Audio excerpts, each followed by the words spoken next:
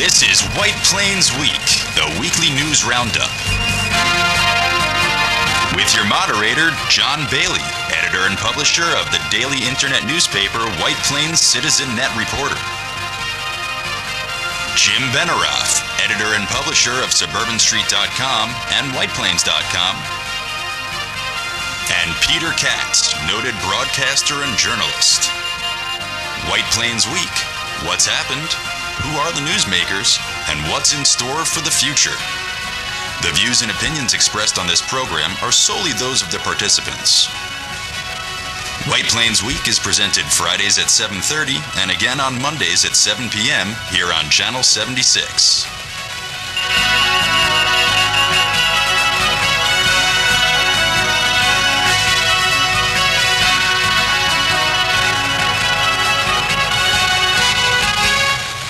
Now, White Plains Week. Hello again, everyone. From Cripple Creek to Samarkand, this is John Bailey, the Citizen Net Reporter on White Plains Week, the City News Roundup show. And on today's program, we have as our guest John Botti, to my far left, member of the French-American School of New York Conservancy Task Force, a member of the school's Board of Trustees, and a parent of a student who attends the French school. And he's with us along with Jeff Thompson of Thompson and Bender, the premier public relations agency in the Northeast, right? Do you like that? Sounds good to me. Okay. And with me, of course, is Jim Benaroff of SuburbanStreet.com, and Peter Katz is on assignment. So, first of all, we are here, and you gentlemen are on the program, because coming up this fall, most likely in September or October, are two important public hearings on the French-American Schools project slated for Ridgeway, where you want to build your new campus, and a conservancy, which we're trying to get the handle on exactly what this conservancy will really be like at this time.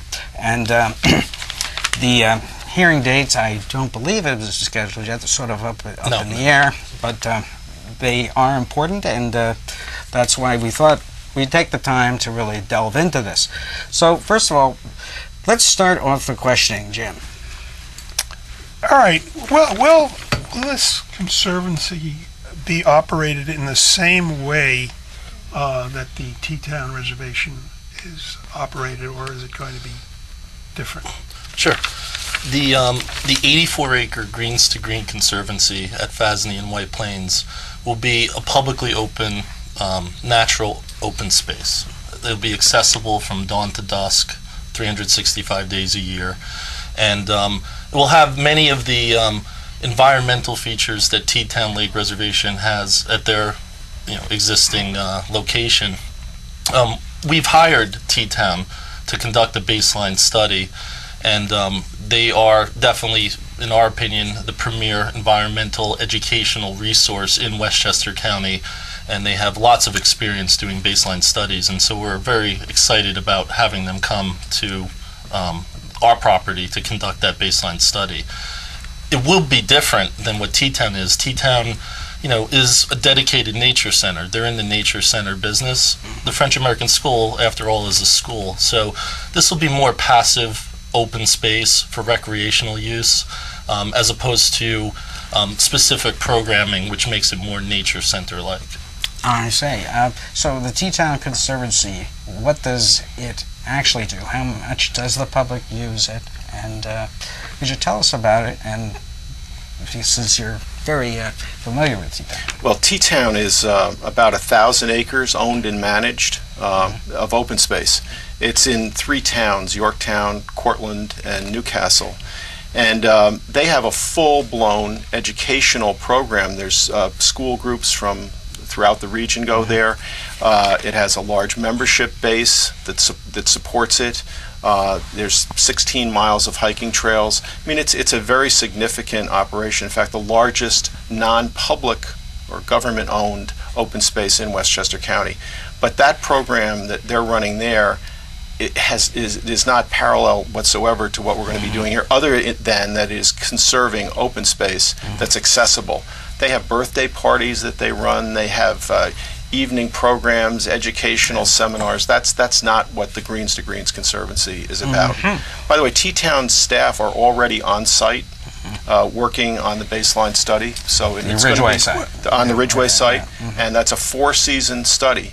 So we're going to really know what the botany and the biology of that property is, what invasive species are there that should be removed, what the habitat opportunities are. We're already seeing just birds alone are just, no pun intended, flocking to that property.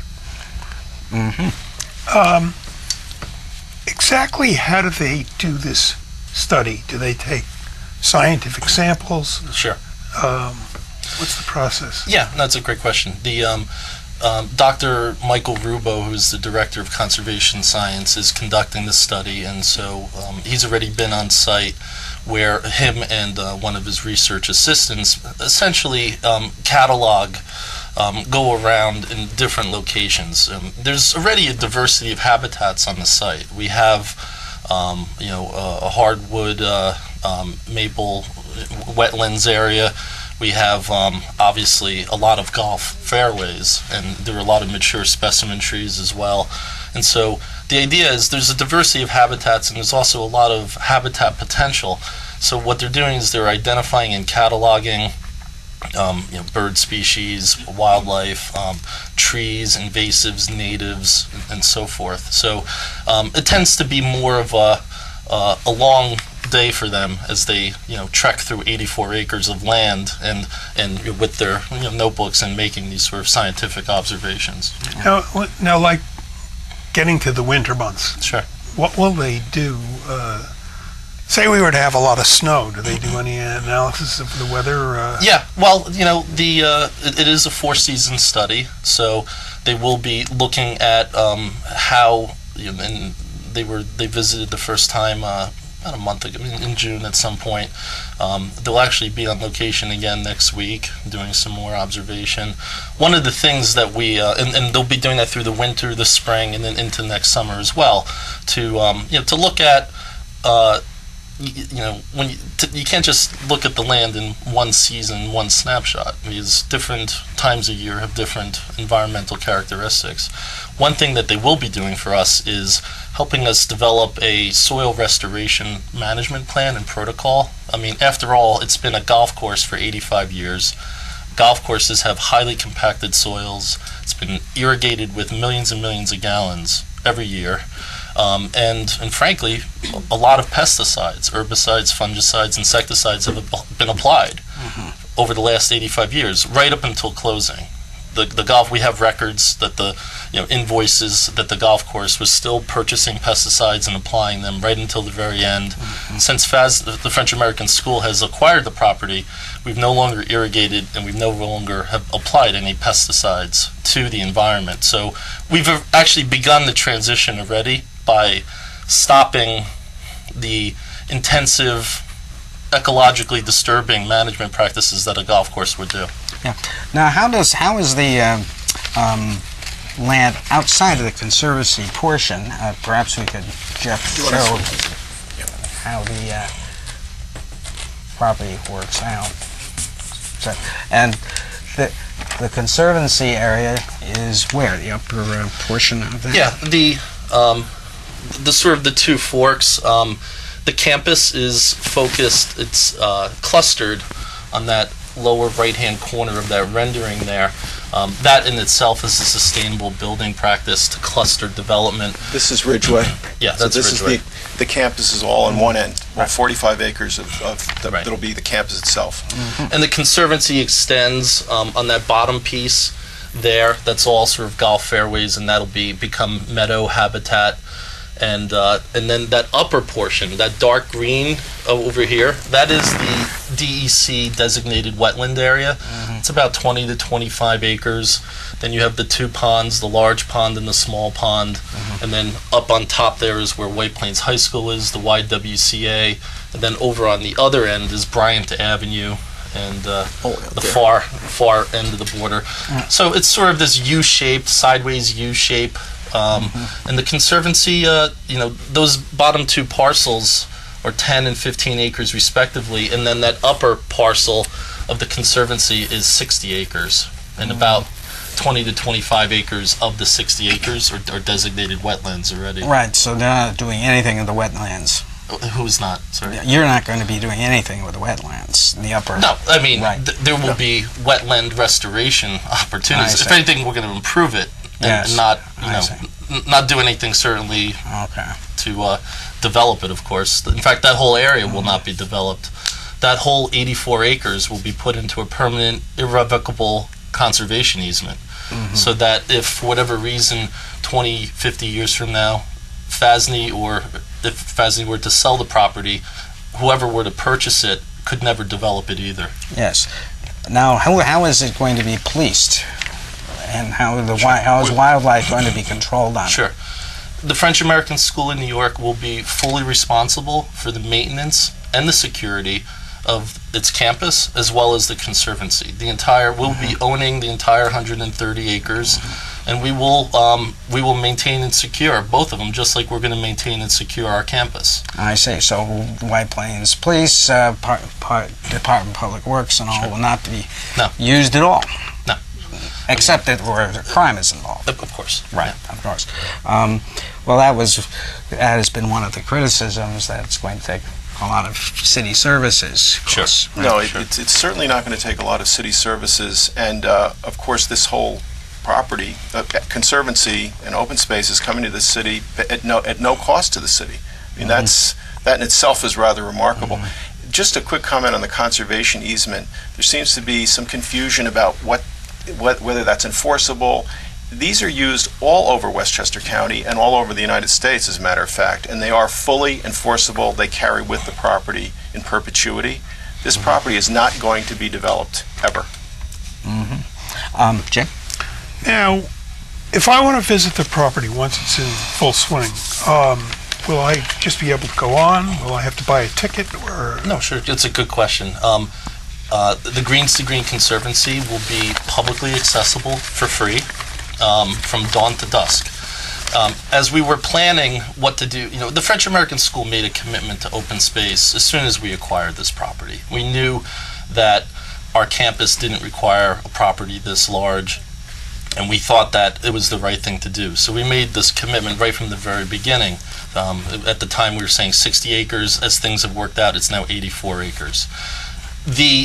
In our planning, when we the board put together the Conservancy Task Force, we met with pretty much every environmental organization, in the area. Other conservancies, nature centers, some state parks and so forth, Audubon societies. Stone Barns, T-Town, of course.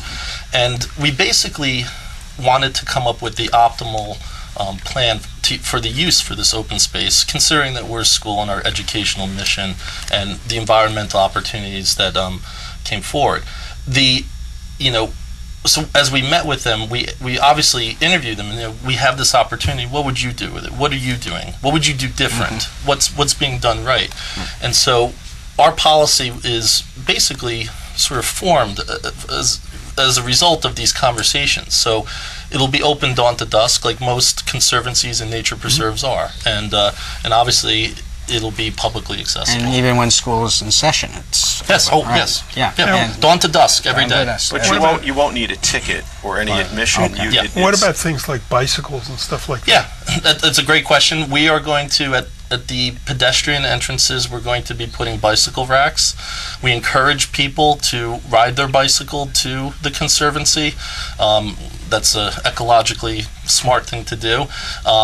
Because of some of the sensitivity of the habitats, I think we're going to encourage people to lock up their bicycles, and that's why we're going to have bicycle racks there.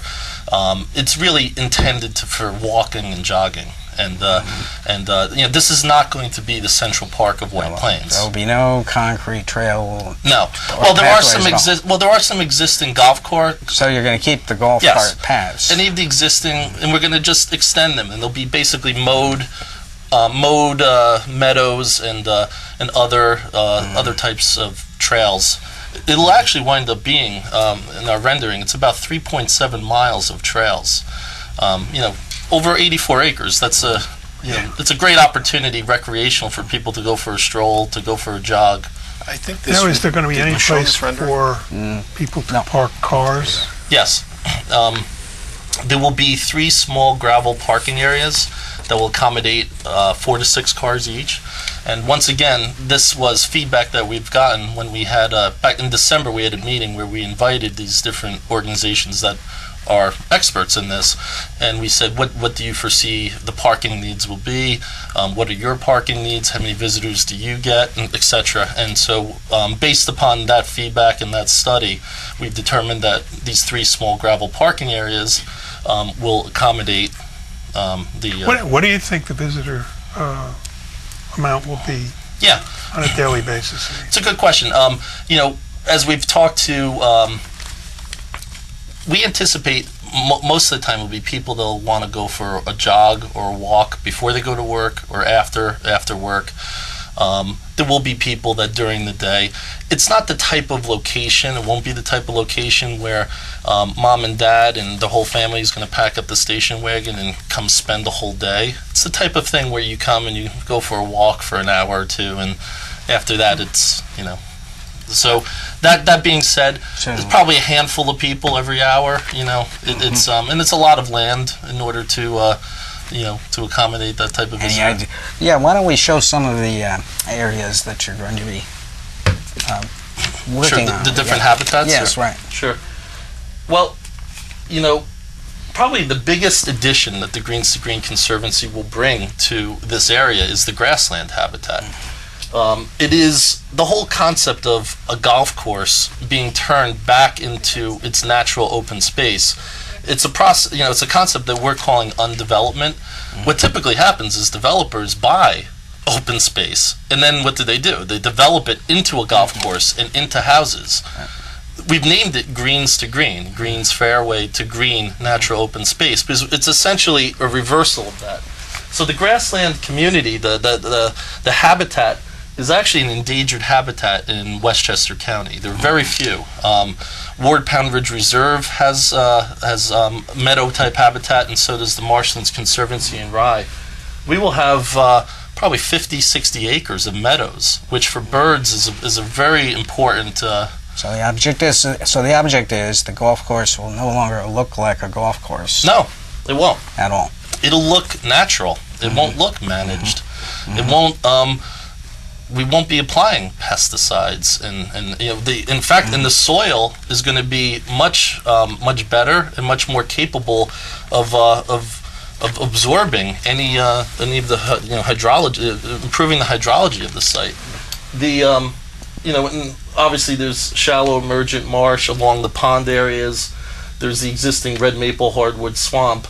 And then also successional shrubland. That's also another important environmental, ecological habitat type that, frankly, there's really not a lot of meadow, wildflower type open space. It'll be attracting butterflies. It'll be attracting birds. Birds will have nesting grounds that, are really in scarce supply here. What happens if it attracts a lot of deer? Yes. Which are so plentiful, coyotes, Sure. whatever. What is your attitude towards that? How do you... Yeah.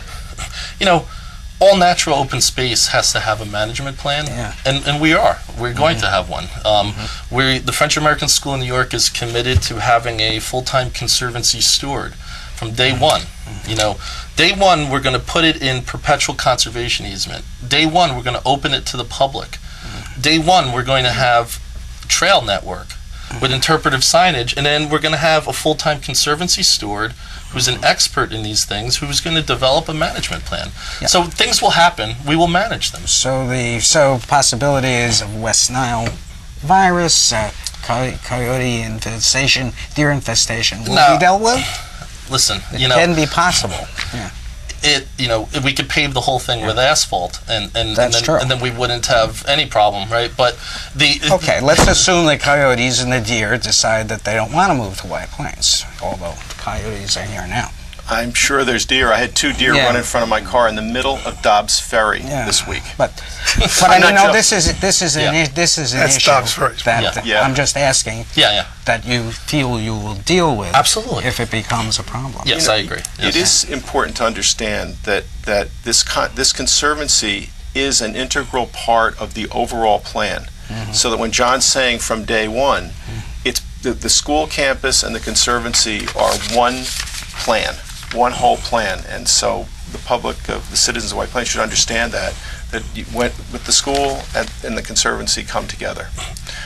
This rendering, I don't know if it's been shown, it gives you an idea of what the property will look like, how we envision it looking. And that type of a kiosk with a map and some information about the habitat you're going to be walking through is there. I'd urge, we can't take every citizen in White Plains on a golf cart ride, but if it's amazing, you can drive around and see much of the golf course from local streets, but to go out there in a golf cart and see it, everybody that's done it, I think you have, Jim, have you been out on it? You realize what a huge piece of space this is. Yeah. It's really quite incredible and very beautiful. Right, and so speaking of something that arrived in mail in White Plains recently. Yes. This was a publication put out by the Getting Association, and in it made a lot of arguments against the Conservancy and also the development. And one of the things that was interesting is they said that Mamaroneck was concerned about FASNY's impact on their flooding, right here, and that the development will make flooding worse. Now, is it your opinion that the Conservancy will ease flooding? Yes. And why? Well, it's not just, actually, it's more than just the Conservancy. Yes, okay. It's the entire project, Right. the campus and the Conservancy. FASNY is very familiar with the flooding problem in Mamaroneck. We have our upper school there, and we've been washed out several times. So we couldn't be more aware and more sensitive of what issues happen upstream from Mamaroneck. That being said, our plan, basically, this 130-acre property really hasn't managed stormwater for the 85 years that it's been a private country club and golf course. Yes. So in our campus plan, Good point. we're putting in 3 stormwater management ponds, okay? Additional.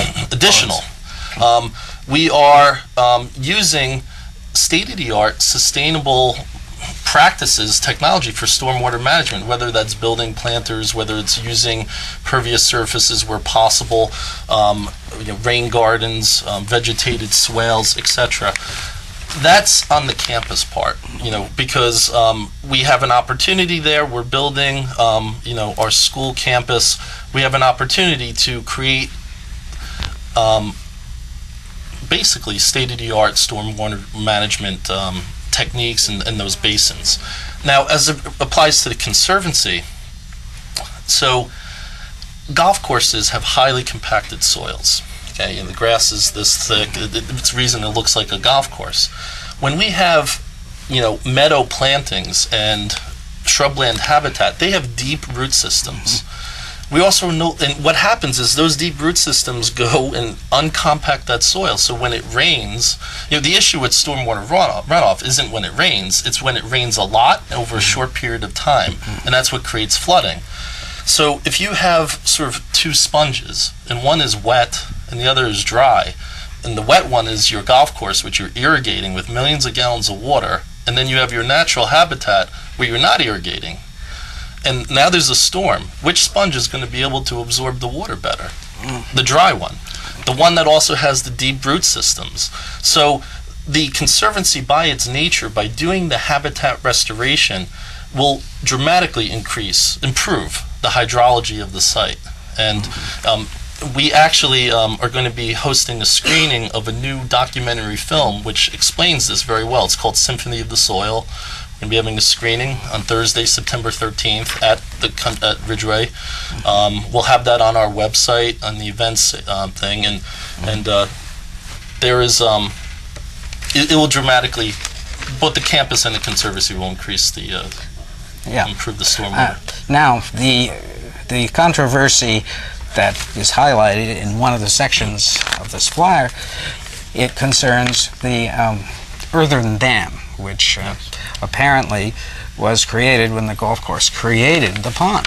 Yes, Well, back in the 60s. Yeah. That's been a topic that we've spent a lot of time on. Right. And that pond we've been able to tell through aerial photographs was created probably around 1970. There really is no record of it, and the city of White Plains had no records of ever a complaint, a problem, or any issue with that all the years it's been there. The golf course used it as an irrigation water source, primarily.